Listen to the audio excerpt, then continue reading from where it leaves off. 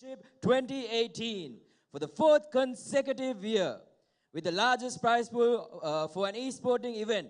The whole event obviously powered by SLT. So to start out the proceedings, we have the ribbon cutting done by the chief guest, Mr. P.G. Kumarasinghe Sirisena, Group Chairman, Sri Lanka Telecom, and Mr. Priyantha Fernandes, Chief Operating Officer, Sri Lanka Telecom.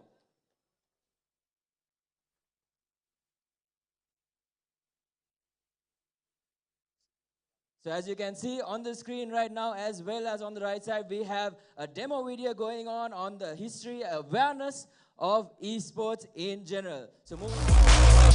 Esports යනු කුමක්ද? ඉලෙක්ට්‍රොනික sports හෙවත් esports යනු තරඟකාරී ලෙස පරිගණක ක්‍රීඩාවලට යොමු වීමයි. ජාත්‍යන්තරව පිළිගත් තරඟකාරී ලෙස ක්‍රීඩා කරනු ලබන esports ක්‍රීඩා රාශියක් තිබේ. So the first ever purchase being made at the SLT store.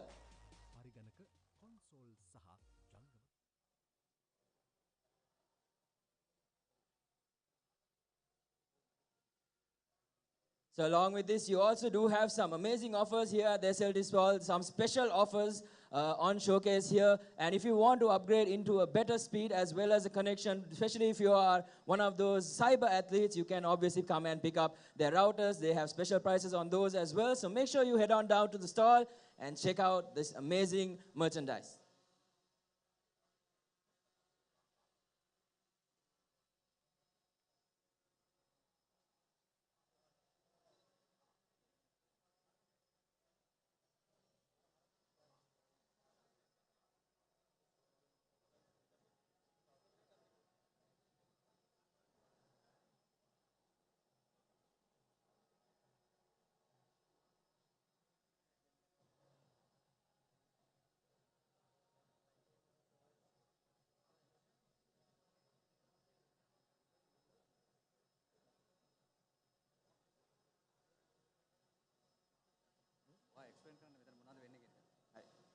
So as you can see, the merchandise is already being provided to our chief guests who are making the first ever purchase. So as you can see on the screen there, they are getting pinned with that amazing merchandise that they have received. And we'll be moving on.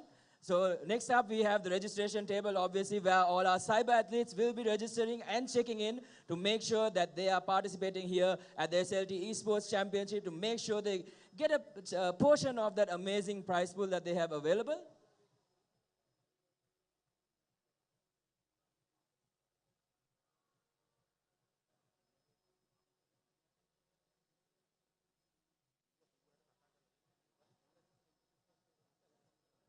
So after that, now we have the newest addition here, the esports experience coming out already by SLT. So if you are a gamer and you want to know exactly what it feels like to take part in an esports event, you can obviously come and just try your luck here at the esports experience. And SLT also has introduced two amazing new games, one called Susantale and SLT Speed Up Savari, a digital version. So both of them will have their own individual prize pool.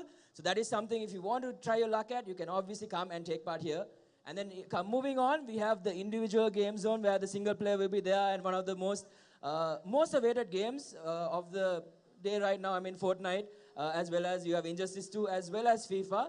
And then uniquely, we have our racing simulator here for project cars done by Red Bull themselves. So as you can see, it gives you that real driving experience where you'll be handling your own gear as well as accelerating and decelerating, obviously having the brakes as well. So it's a really amazing driving experience that you have here, which is ready up. So moving on, we'll be going on towards the mobile games arena. So the mobile games arena, obviously, where we will be having our first ever PUBG mobile tournament. So we already have quite a number of people registered for that, and they are ready to take on the competition here and come out on top in the first ever PUBG mobile tournament hosted obviously by SLT, introducing once again for the first time here in Sri Lanka. So it's going to be something to look out for in the future. So now we are going to invite our chief guest as well as our honorable guest to take a seat at the front of the hall.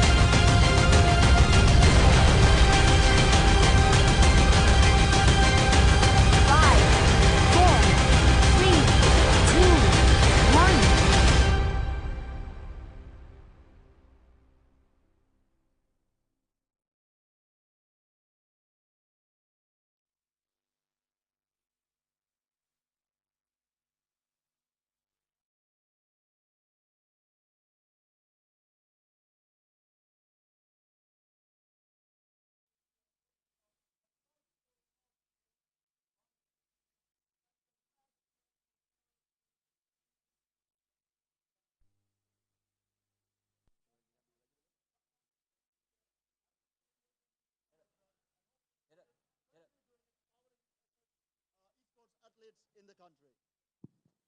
Sorry about that. So yes, like I was saying, hopefully they will be powering the future of esports athletes in the country as well.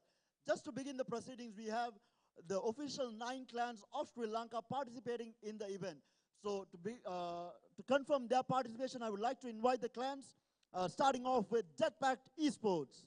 Guys, round of applause for Deathpact Esports.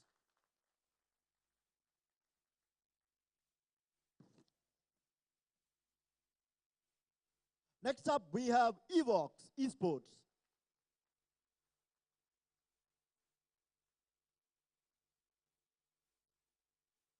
Division Esports.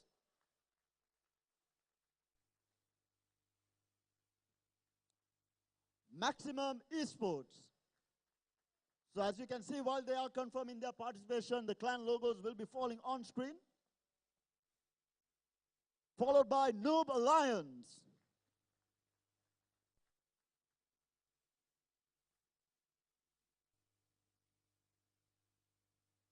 Phoenix Gaming.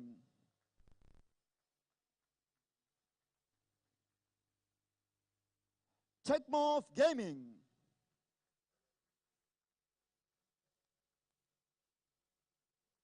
Wolfgang Esports. And last but not least, Zyphos Esports.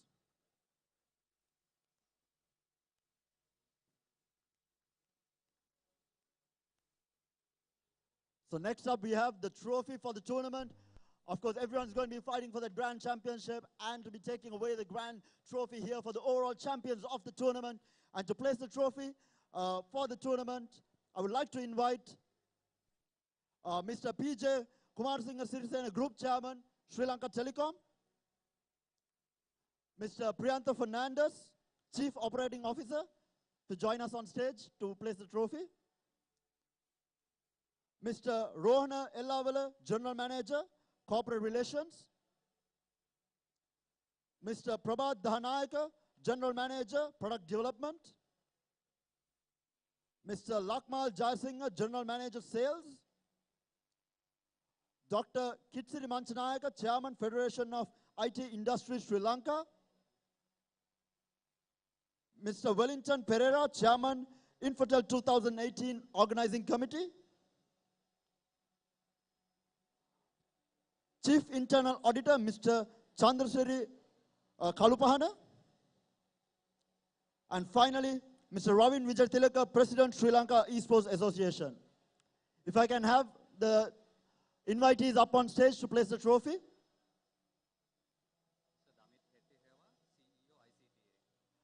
And also Mr. Damit Hettiheva, CEO, ICTA.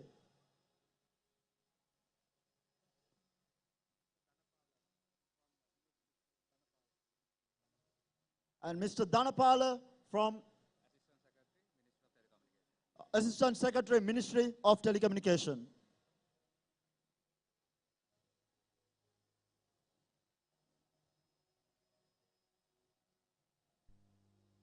Guys, what an amazing trophy this is. The overall championship trophy here at the SLT Esports Championship 2018.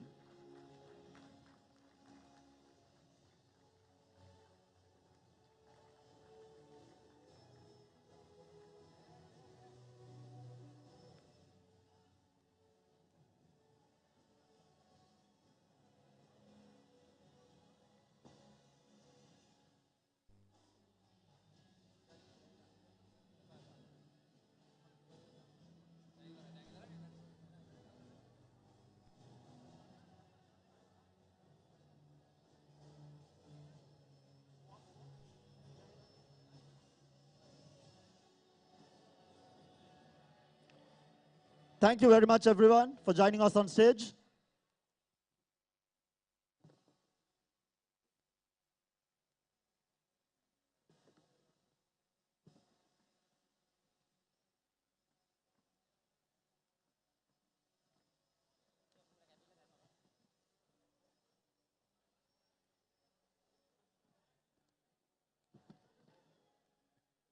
So for the first, we'll be beginning off the proceedings today with a door-to-door match. First of all, I would like to invite the two referees up on stage. It's going to be Danushka and Win, officiating the first Dota 2 game of the day.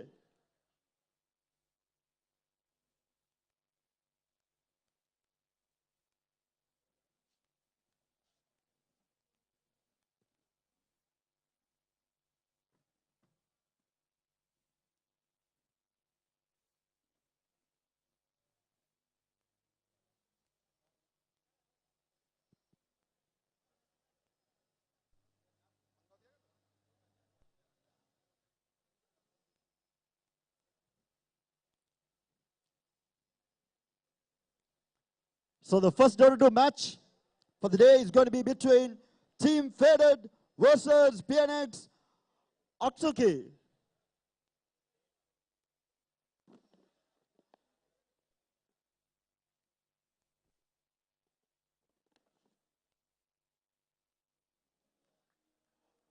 So you all are Team Faded?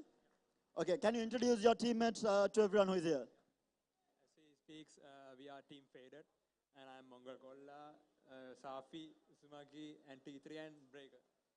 All are the IGNs in-game names. Okay, so those are all the in-game names that they participate. All the esports athletes in general, they don't use their real names. They use their in-game gaming names to introduce themselves. Even if you go and talk to someone, they'll always introduce themselves using their in-game name and not the actual name. So next up we have from PNX Gaming.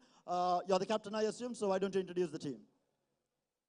Our team name is Sakatsuki, and I'm Vihan, and this is Yanuka, and we have Pasidu, Pamudu, and Sahan. So hope to give a good match today. Okay, thank you very much.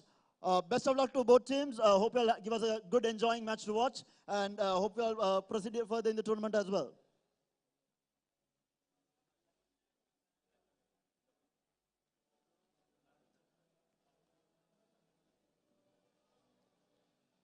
So there you have it, guys. We will be live with the match shortly, so do not go anywhere. It's going to be one exciting first game here at the SLT Esports Championship 2018.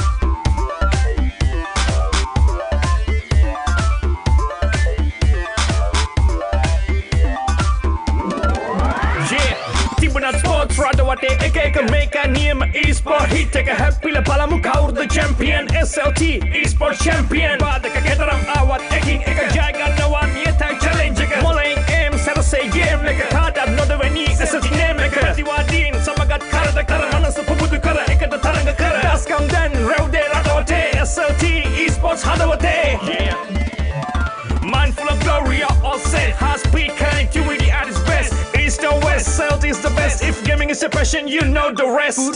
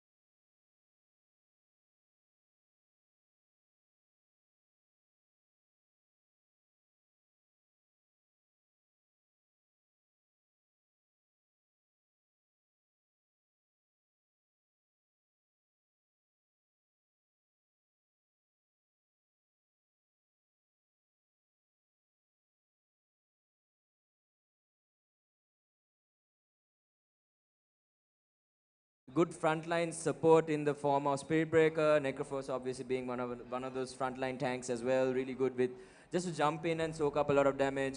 Invoker can just, if the Bera and the Jakiro can kind of sit up for the Sunstrike as well, help him have a good start. Because the Tinker Invoker lane can go 50-50. Depends on how aggressively the Invoker plays and how you take those opportunities of the cooldown from the laser. I think the main thing it will come down to is managing your Forge Spirit in the lane if he even decides to go that way. Obviously, Quasvex is also super good just to burn out a lot of mana. Yeah. But right now, it's hard to say which team. I think it will come down to how the execution goes in the lanes. Because right now, we can't really gauge the skill level of both the teams. So because of that, we can't make a clear call of how both these things will go. But I think from the last picks, we might be able to kind of favor a guess on who has a better draft. Yeah, I mean, especially when you pick an Invoker, you're trying to say that, yes, I do know how to play this. You can't just pick up the hero and expect to play okay with it. You have to play actually pretty decently well for it to be effective in the game. If you don't play this hero effectively, it becomes dead weight for your team. It doesn't really do much if you don't have Aghanim Scepter and if you don't farm efficiently. So, I mean, as you said, the Phoenix Egg, they don't have much to destroy the Phoenix Egg right now. They need something with attack speed to take down this egg. Otherwise, it's going to be a super big problem in the team fights. If they are not able to take down the egg, they're just going to be stunned for such a long period of time. And then they have a Terrorblade to dish out so much damage while they're stunned. So it's going to be pretty important for them to be able to take down this egg or catch him out before the fight starts. No, right now, I feel like Akatsuki has a really well-rounded draft right now. I mean, they have the Shadow Shaman and the Phoenix. So they do have that offensive potential as well. They have an initiator frontline in the form of Axe. Terrorblade obviously been extremely strong, even though he has gotten nerfed in the last few, even the most recent patch. I mean, he's still extremely strong, safe laner. And I think having the Tinker on the side of Akatsuki is definitely going to help. But if the Invoker gets a really good start and Terrorblade does not get the items he wants, he's going to have a hard time because the Sunstrike is going to do a lot of damage. Because Terrorblade, even though he does have a lot of armor as well as agility, he does not have the best health pool when it comes to the laning stage, even after you get a few items. Yeah, I mean, Terrorblade has one of the smallest HP pools in the lane. He has high armor, but Sunstrike is pure. It goes through all of that. So really, as you said, a well-rounded draft coming from Akatsuki, but execution is pretty key in this draft. They have to use their skills very efficiently and very accurately. They have to hit their spells, otherwise it's going to be super hard. And we see a Monkey King being picked up as the last pick of this game by Dread Doctors Gaming. And I mean, Monkey King does not have the best attack speed as well. I mean, so far I feel like this Phoenix is going to have a pretty much free game. If he can land his Fire Spirits, because if he lands his Fire Spirits, there's no way his egg is going to go down for sure. And him being able to get off that egg is going to be huge in team fights because you're going to have a Tinker that's going to be lasering and sending out rocket after rocket by using that rearm. You have Terrorblade with Metamorphosis and an army of illusions. You have the Shaman with his Shaman Wards if he wants to use it in the fight. So many disables, and Axe obviously just getting a free initiation off the Phoenix as well. And let's not even forget the Sunray that heals you throughout if you are inside it, or it damages percentage based if you are an enemy. So right now, just taking a look at things, it's hard to say. Like you said, it comes down to execution. But if this Phoenix knows what he's doing, the Monkey King is not going to have as much of an easy time as he thinks against the Axe. Yeah, I mean, to be honest, like, people think that, okay, when you taunt him, Monkey King can still get the Jingu stacks off. But as soon as this Axe gets a Blink Blade Mail, the Monkey King just dies as soon as you jump on him. So whatever you think it may be that Monkey King is good against the Axe, it's really not that good if the Axe knows how to lane properly. If he just gives the stacks to the Monkey King in the lane, then it's not, I mean, then you're helping the Monkey King win the lane. But Axe can definitely shut down this Monkey King if he plays super well. I feel like the Monkey in itself as a pick, it's just like one of those picks that you want to secure that lane, you know, because these games recently, they just kind of come down to how well the lanes go for you, and if you can manage to win your 2 lanes at least, that gives you a leg up in the game. But obviously it comes down to execution once again, because we have seen some amazing comebacks throughout the last few tournaments that we have seen, especially from heroes like Earthshaker. We have some games with Kunkka, and I believe there have been games with Mirana, Shadow Fiends, Tinkers, a lot of comeback games. Even with Terrorblades, I mean, just one Thunder can change a fight almost on its head. So yeah, I mean, Sunder is such a potent spell in most of these games. The Terrorblade dishes so much raw damage in fights, and if he just gets a second life with his ultimate, it's devastating for the other team most of the time. And let's introduce the teams right now. So on the Radiant side, we have PNX Demon on the X. We have Snappy on the Tinker.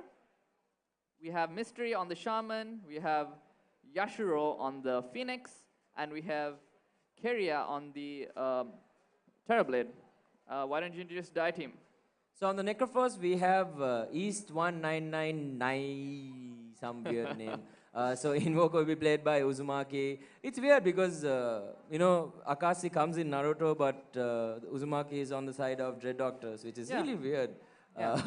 So we have Curse Pixel playing the Spirit Breaker. We have Mongol Kolla, one of my friends actually, playing the Jakiro. Hopefully he'll do well on the hero. I haven't seen him play in a while. Okay. So it's going to be exciting to see how much he has grown in the past few months. And obviously, finally, we have Mo Draker. So he doesn't know the difference between B and D. So instead of putting Breaker, he put Draker. So he's going to be playing that Monkey King. Maybe there's a story behind that name. Maybe. Maybe he's just a fan of Drake. Who knows? Maybe. Who knows? Anyway, we're into the game right now, and we have a Tinker versus Invoker mid. Who do you think wins this matchup straight up? I mean, I don't think anyone wins the matchup straight up. I think it comes down to who gets the better last hits and who can execute the laning stage better. I mean, the Tinker does have a decent amount of an advantage just because of the fact that he has laser.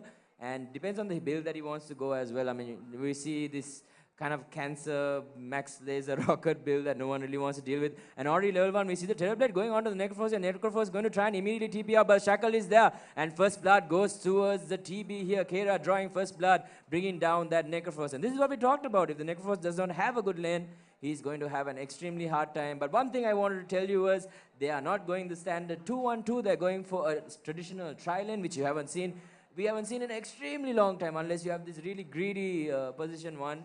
And I think this is going to give Axe a really, really difficult time. I mean, at this moment, I feel like Jakiro should just leave the lane, let the Monkey King 1 versus 1 against the Axe, and let Jakiro go to the bot lane and just put pressure there, just because he's way more, he'll definitely have a lot of impact against the heroes in the bot lane. Yeah, I mean, Jakiro, especially since TB already used his meta, right? The Jakiro can come to this lane and start harassing them so much, and this Necrophos will have a game. Necrophos needs a game to be able to snowball as much as he can. As a hero, he needs that good start to be able to dish out the damage, dish out his ultis, and make people not farm for long periods of time, even at the start of the game. So let's see if they decide to keep the Jakiro bot. I think they're just going to keep the Jakiro top for now. They're going to keep it 2-on-2 and make it a lot more difficult for the Axe and give the Axe a harder time.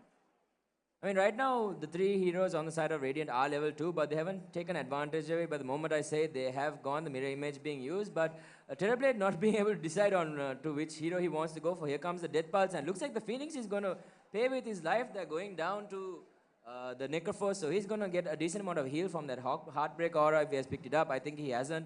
He's going in aggressively. Looks like he wants to try and bring down this Terrorblade, but he's not going to be able to do so. Going to back off. Rightfully so. Look, very interesting build. I mean, this is a Necrophos who has got 0 regen and looking to buy a magic wand almost immediately. Very interesting. I think he's relying on the Death Pulse to kind of heal him up. Yeah, I don't think that's the best strat to go for, especially in this sort of meta where you need regen to stay in the lane. Even if you're Necrophos, getting those last hits doesn't give you that much HP. It gives you enough to sustain, but you do need those tangos to have the small amount of regen to make sure. Oh, and it does get a salve from the Spirit Breaker, I guess. What a nice guy. So What that's a definitely nice going to guy. help. So I feel right now the tri-lane is not being as aggressive as they should be. And Necrophos is getting quite a lot. And also the fact that, having 3 heroes on the Radiant team is going to leech a lot of EXP off these heroes. But nice charge coming out from Spirit Break here onto the Shaman. Will they be able to get that kill? They need 2 more right clicks, but they're not going to be able to. Sunray coming out onto the Necrophos. Necrophos taking a few tower hits here, but Spirit Breaker doing a good job and zoning out the Terrorblade, who still does not have his metamorphosis up. Going to right click that Phoenix, but looks like it's not going to do much. Yeah, I mean, to be honest, I think he could have used meta there. He had it, actually, but he just decided not to. But that could have been a kill on the Necrophos and the Spirit Breaker, to my knowledge, if they actually just fully committed onto that engagement there. Meanwhile, we see in the mid lane, the Invoker winning the lane super hard. I mean, once Tinker runs out of mana, it becomes pretty easy if you know how to manage your last hitting and stuff. And right now, having the the Forge Spirit itself helps you quite a bit, and you can tell that he's an experienced Invoker player by the set that he has usually. Usually someone with certain cosmetic items symbolizes that they're really good. But looks like bot lane, the Necrophos is going to get shackled up. Metamorphosis is going to be used. The Shaman is only a few more hits from going down here. But looks like the Barathram is going to try and back off. The Terrorblade chasing with Metamorphosis. I cannot see. Okay, looks like the nice bash coming out on the Phoenix. Needs one more right click, but he's going to back off. Oh, but why? He could have got the kill. He wouldn't have died to Metamorphosis either. But anyway, looks like Necrophos wants to make an aggressive movement onto the Terrorblade here, but looks like he's not going to be able to. So once again, they're just going to start farming up, reset the lane. Metamorphosis is obviously being expended this time, so that because of that reason, they're going to just kind of play safe in this lane. Invoke obviously doing really, really well again that mid lane against that Tinker. Like I said, once the Tinker runs out of mana, it's going to become extremely difficult for him to sustain in that lane. So he needs, since he has picked up that bottle, he might be looking for those runes, but looks like Spirit Breaker is actually going to pick up an Arcane Room and start charging straight onto Tinker here. Tinker still level 4, still has Razor available, but nice bashes coming out from the Spirit Breaker. Has another charge up in a few seconds, but looks like he is going to back off. Yeah, I mean, this Tinker is actually having a super rough time. It's not easy for this Tinker to be able to just lane when the Invoker is so far ahead. Maybe I mean, if he gets a gank, I'm still kind of iffy if he's actually going to be able to stay in this lane. Oh. Cold Snap, Tornado coming out onto the Invoker, onto the Tinker here. Alacrity also being used, but he's going to use all 3 of his spells. Will the Tinker go down? He's one more hit, and looks like the Invoker is going to be able to secure it. But the tower is going to bring down the Spirit Breaker, and looks like the Phoenix will be able to get a decent amount of gold. But obviously Phoenix being one of those heroes who, even if he TPs, can't really do much to help out his allies there. And I think it was just a little bit of a like a misclick coming out from the Invoker there. I'm pretty sure he wanted Meteor, but he casted Alacrity instead, because that's usually how the, we call it the Sumia combo, so that's how usually the Sumia combo goes. So, but he's going to be happy because end of the day, for less mana, he got the kill, so it worked out for him in his favor. So far, this Invoker seems like he's going to have a really good game, so we might be seeing different play styles. You have the Power Treads build as well as the Midas build. But either way, we might be seeing an early Aghanim Scepter coming out. But right now, Axe actually doing pretty well at, level 4, hasn't really died even once. Spamming Battle Hunger onto Jakiro, making sure that he does as much damage as possible. Going to manage to get a call off onto the Jakiro, but he's not going to get any spins just because of the fact that he is not near a creep wave. And as soon as Monkey moves forward, the Axe is going to safely back away, hitting level 5 as well. Yeah, this Axe shouldn't be able to have this much farm in the most cases, especially with a Jakiro Monkey King. You can shut down this guy's farm completely if you just play the lane right. But since he is getting a good enough start here, oh, there's going to be a call onto the Monkey King, but I don't think there's going to be much out of this. Monkey King does have his Boundless Strike, and he is going to... It should be enough. I think one more right click. One more right click. It's a 400 range attack. I mean, it's Monkey King. It's Monkey King. Oh, yes, and it does. Get Monkey King. So as soon as... Oh, and we see on the bottom lane, the Necrophos falls to Shackles and Hex into Metamorphosis by the Terrorblade and easily takes down the Necrophos. This Dire team is having kind of a hard time. Yeah, I mean, looks like, just small mistakes coming out from them. I think the Radiant team is having a really good start in the bot lane for sure. The Terrorblade is getting exactly what he needs. But here comes the Sunstrike, and it's going to be enough. And there goes the Terrorblade. What a Sunstrike coming out from Uzumaki there. No Shadow Clone Jutsu needed there. Yeah, and we see the Invoker.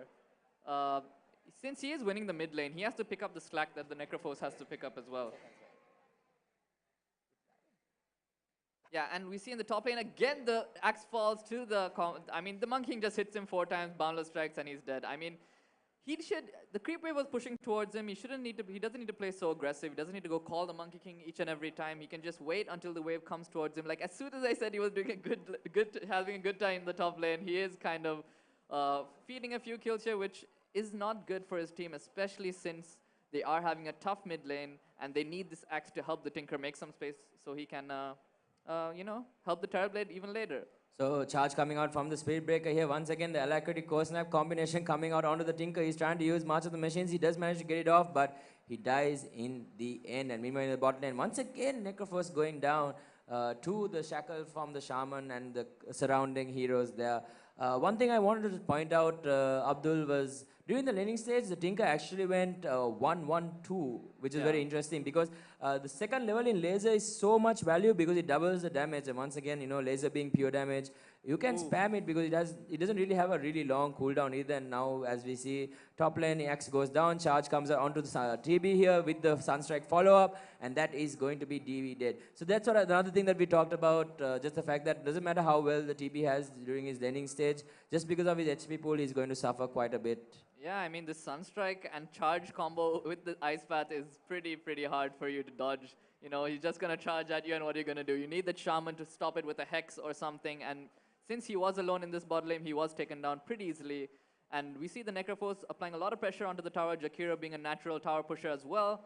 They are going to be able to get this tower, and this gives kind of a lot of space in the bottom lane. Meanwhile, Axe dies again in the top lane. I mean, not really sure why he keeps moving up into the lane, to be honest. I feel like in a lane where you have a losing matchup, I mean, having a few levels in Battle Hunger is fine, but I think in this scenario, you want more levels in Counter Helix just because you can retreat into the jungle. But looks like Tinker is going to get Sumia comboed here, and once again, Uzumaki Naruto is unstoppable. But looks like the Spirit Breaker might actually go down here. The Phoenix does not decide to charge in forward a little bit. He needed to use his, the other skill with his Sunray to go forward a little bit to secure the kill onto the Spirit Breaker, but unfortunately he couldn't do that. Meanwhile, we see the Jakiro doing quite a bit of harass onto this Terrorblade. Terrorblade trying to use Reflection to stop him, but Jakiro actually doing a lot of damage and forcing the Terrorblade to use the Shrine there. Yeah, Terrorblade's actually, even though he did pretty well in the bot lane, he's still pretty behind the other two cores on the side of the Dire. I mean, the Invoker has been having a really good start. He's managed to solo kill the the Tinker quite a few times, and also managed to get the Sunstrikes. Also on the top of that, I mean, Monkey has been having quite the impeccable game. As you can see, he's already diving the axe here. Here comes that boundless strike, and one more hit. The call does come out, but it's not going to be enough. And Monkey King is now on a mega kill streak. So both the Invoker and the Monkey King doing extremely well. So that is definitely a glimmer of hope for the Dire team. But even the Radiant side, even though they did have a good safe lane, it all seems to be crumbling at the moment. So it will come down to how this mid game goes on. Also, we have to wait and see whether how fast the Tinker gets his boots of travel. Right now, looks like the Invoker is going to make a go onto the Tinker here, but a bit of miscoordination once again. But once again, Alagri coming out. Here comes the laser onto the Invoker. Invoker extremely low. Icarus dive is available with Fire Spirits, but looks like he's going to back off here, and Spirit Breaker is just going to earn the Invoker, and Invoker is going to get out safely. Yeah, and Invoker has Midas, and he's going towards his Aghanim Scepter. Having a Midas so early, it's such a good start for an Invoker, and he's going to be able to do so much in the mid game in a few minutes right now. And we see the Monkey King also just dominating this lane in the top. I mean, we see a charge coming onto the Axe. So the charge coming out onto the axe here, and the Spirit Breaker ultimate also being used. Shackle coming out onto the Spirit Breaker. Monkey King thinking of using the ultimate there, but going to get called. An instant double kill from that boundless strike. The Spirit Breaker extremely low. One more hit and he should go down, but looks like the Monkey King is going to die for more. Laser not being used on him. The Tinker needs to be extremely careful here because he can actually go down to the Monkey King if he realizes that the Tinker has no mana. Yeah, I mean, Tinker needs to... I don't think he can TP to these fights to help out even. He needs to catch up in a lot of farm. He needs boots of travel.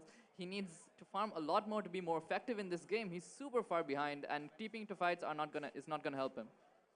So while we're waiting, obviously, we have the SLT broadband superiority for esports, low latency, high speeds, along with the new novice area for newcomers to learn about what is esports, required hardware, as well as experiencing the game. So we have that esports experience ready and set up. So for those of them who want to experience what it is like to be on stage and play against another team, they have the chance to learn, just experience what that is. And then obviously we have the SLT online games where you can win fabulous gifts as well.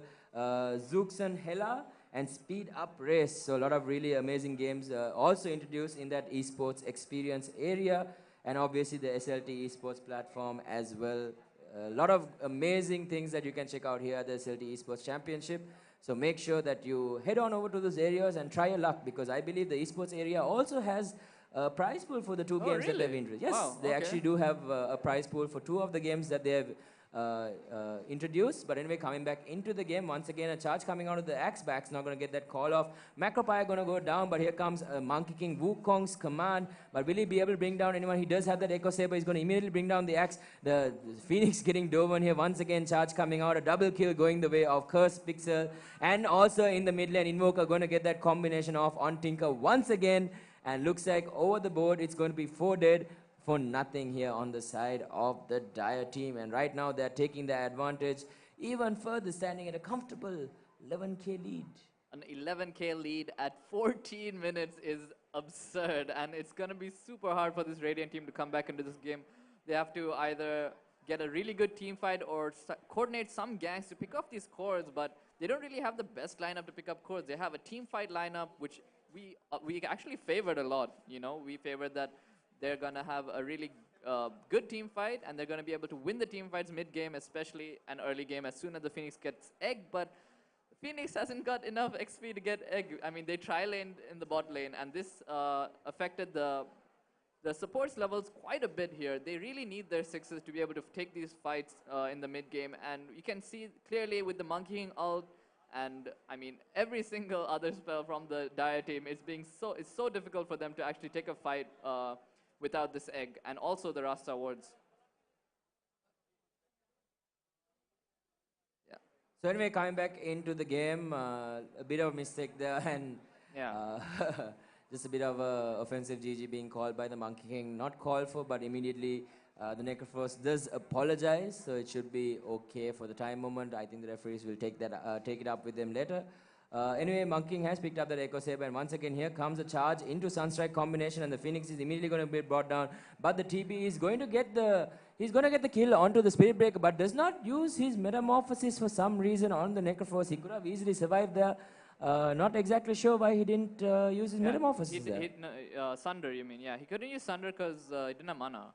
No, but he has 2-1 charges, Yeah, so that should have been enough. No, because it should have been enough. It should have been enough. No, it's Maybe 200. 15.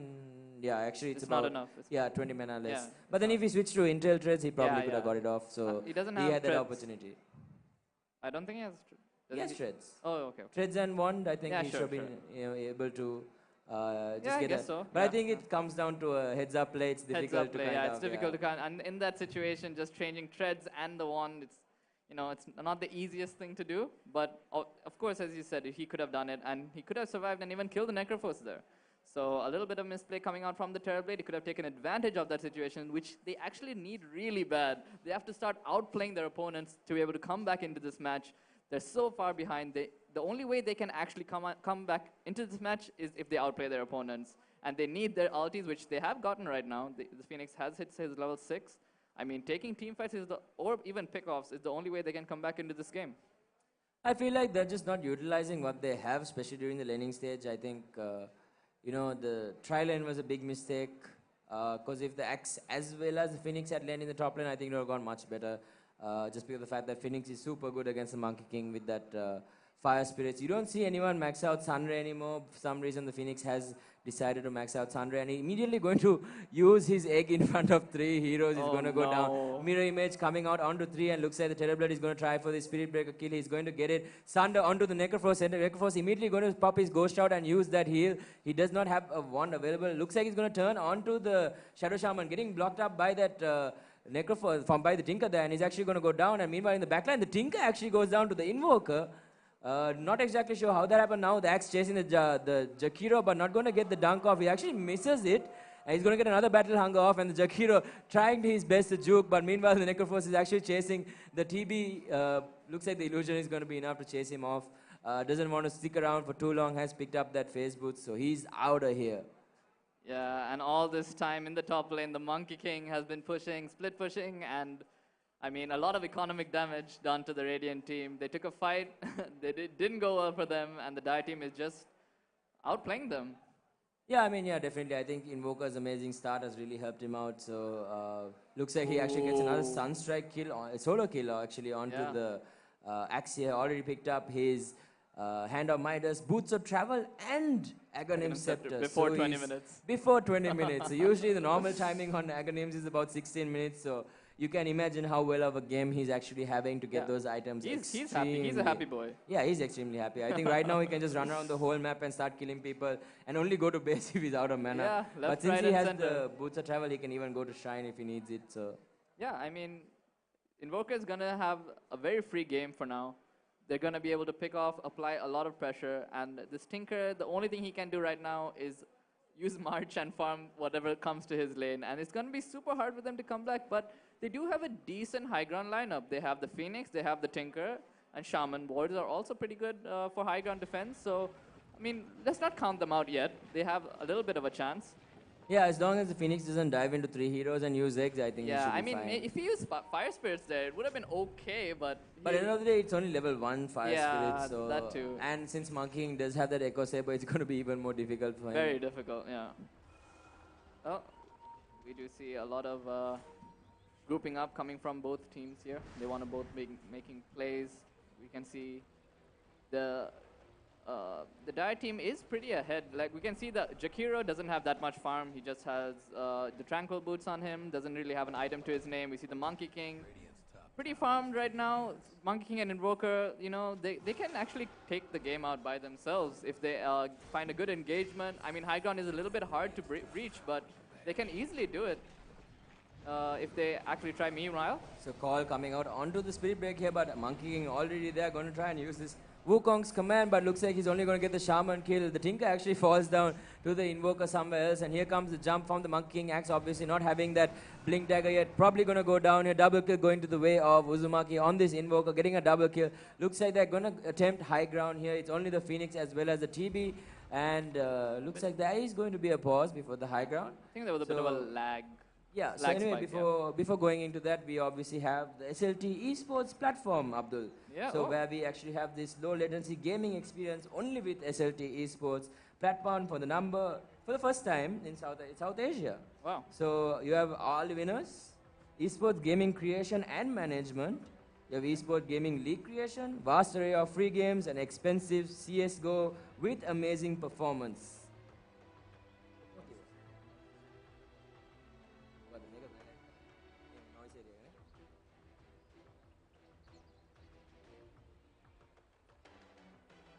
Alright. So once again, just before the game hits off, once again, I invite all of you who are interested in like learning what is esports, required hardware that you need to like basically get the game running. I think most of us know exactly what we need to do. To the 1060 graphic cards that we all want, Yeah. or even better 1080 cards. We have these PCs that you can construct yourselves. So make sure you head on over to the novice area and check that out if you want to learn these things and improve on your gaming experience or your esports experience. Anyway, coming back into the game, there's a dive onto the Terrorblade coming out from Spirit Breaker, but looks like he's going to get shackled up and he's going to die immediately. But Nekafos coming in with the Reaper's side. TB is going to be dead for 73 seconds.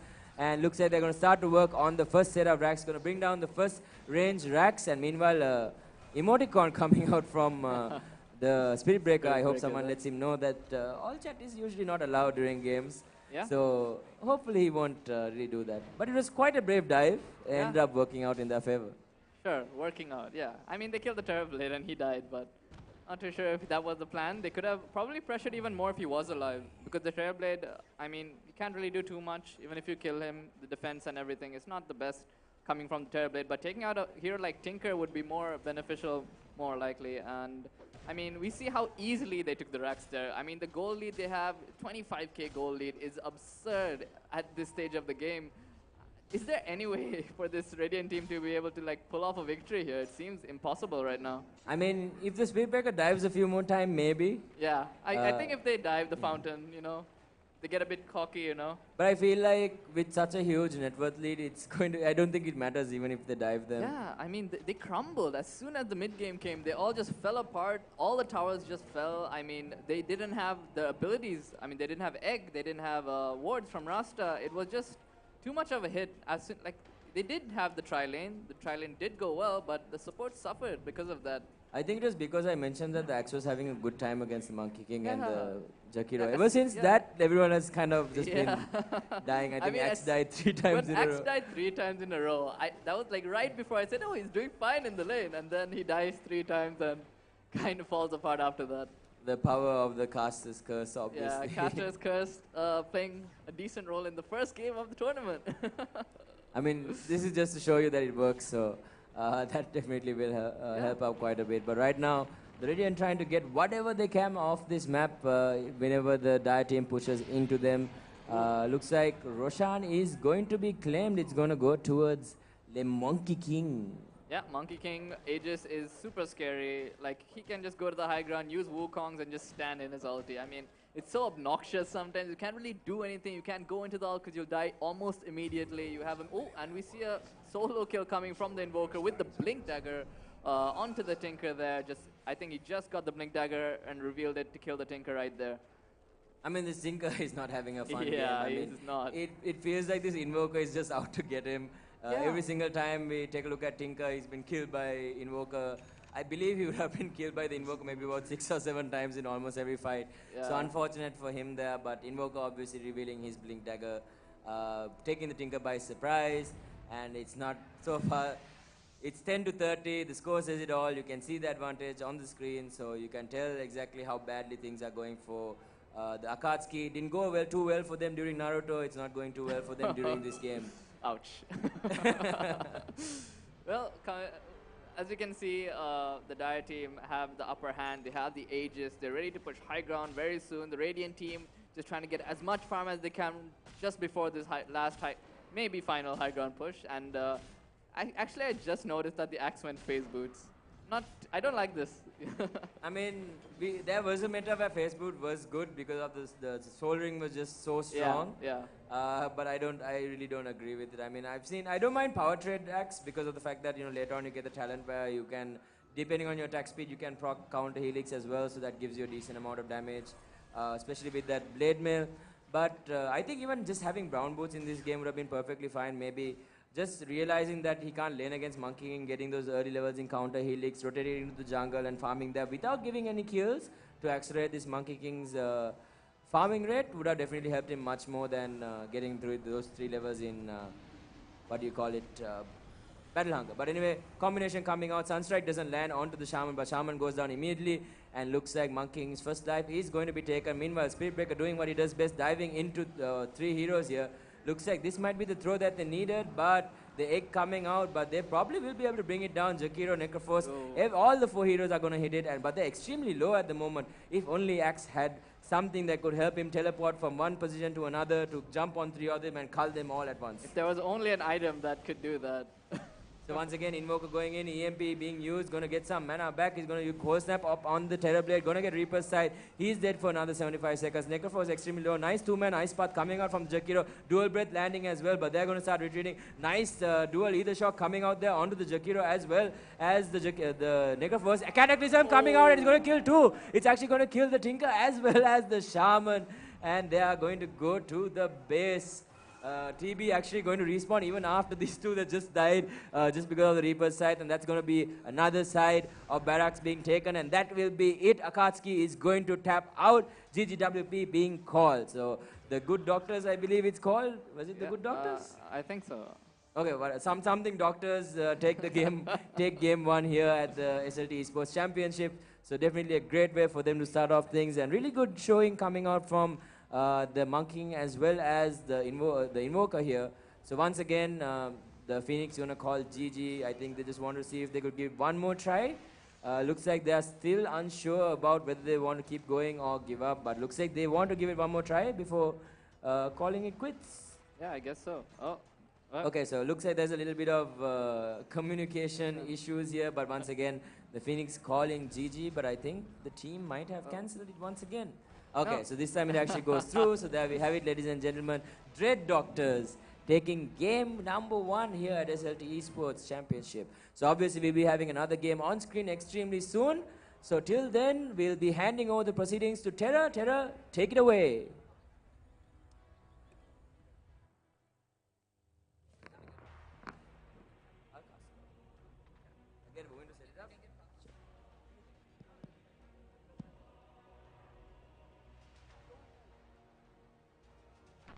Hi guys, so welcome back. Right now, you are joining us live for the SLT Esports Championship 2018 for the 4th consecutive year. And right now we are at the SLT Esports platform where they are introducing a new system. So I'm going to be checking what the new system is. First of all, it's John, right?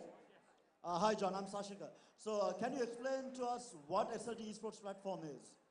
Sure.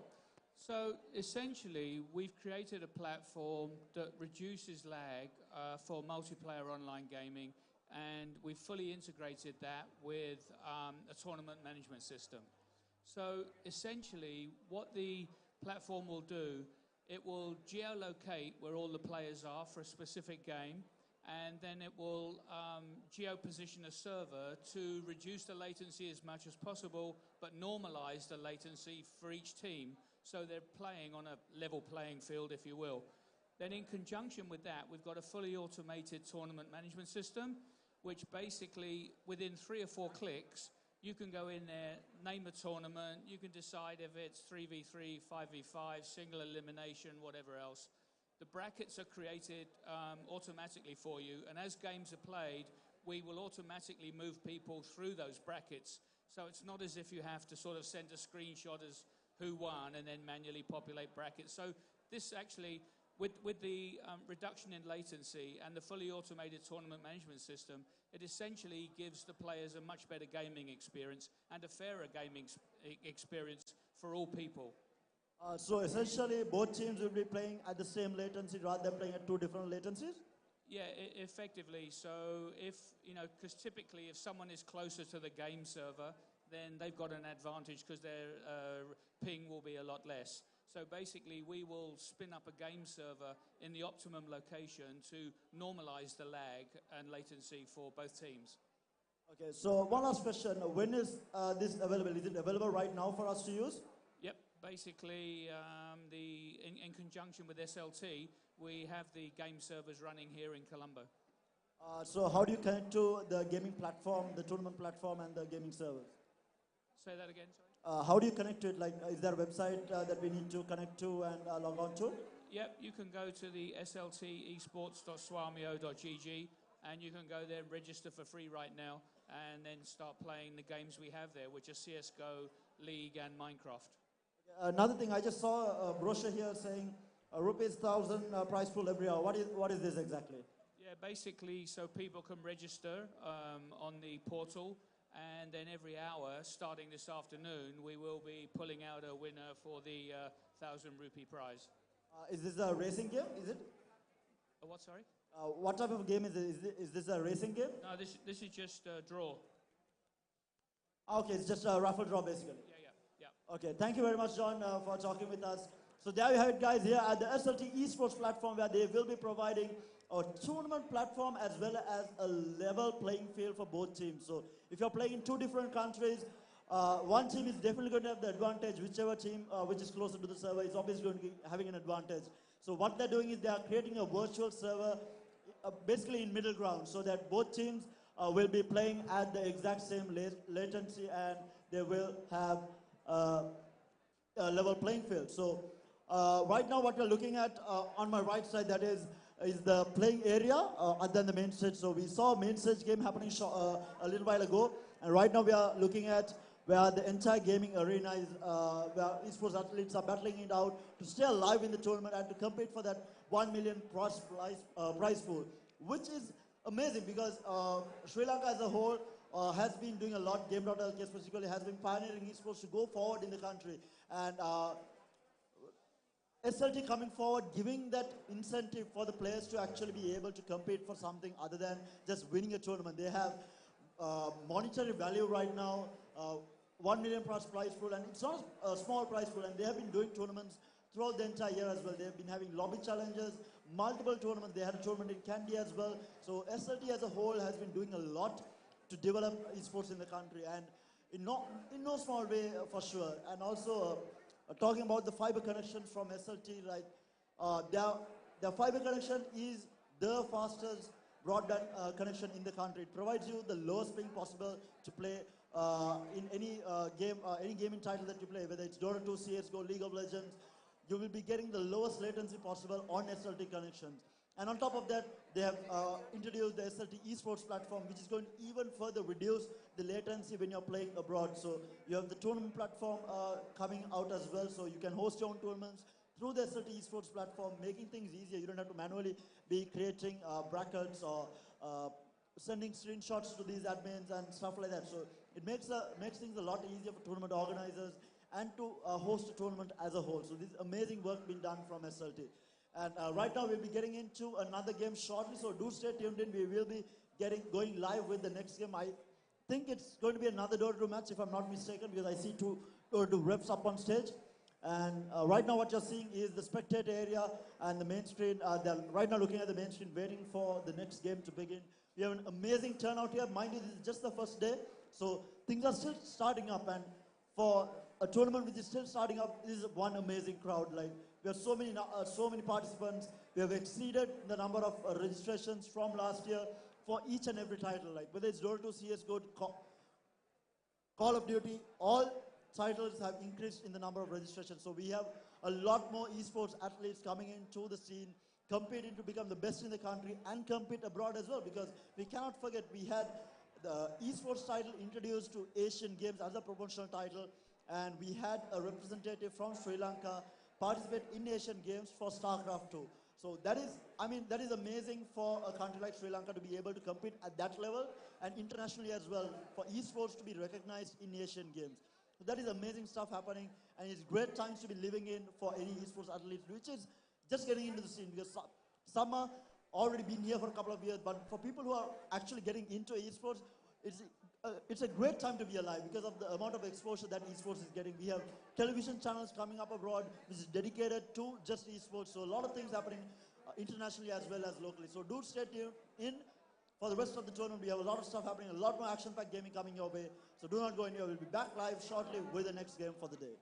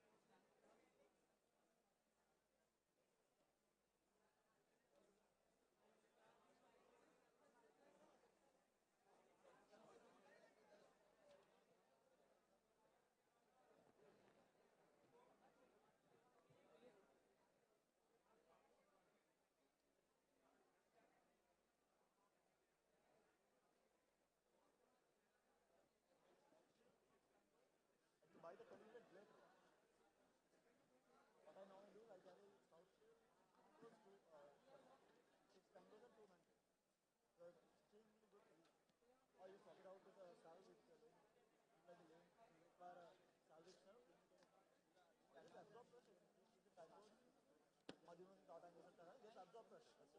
Off limit ka maran no. And the teammates went from there's Zafir and Monkey, right? Monkey could have been pressured a lot because Monkey can't attack when fire spirit strike. Why is he going to do that? Fire spirit sound, sir, where the shot cover down and the time you call, you're dead.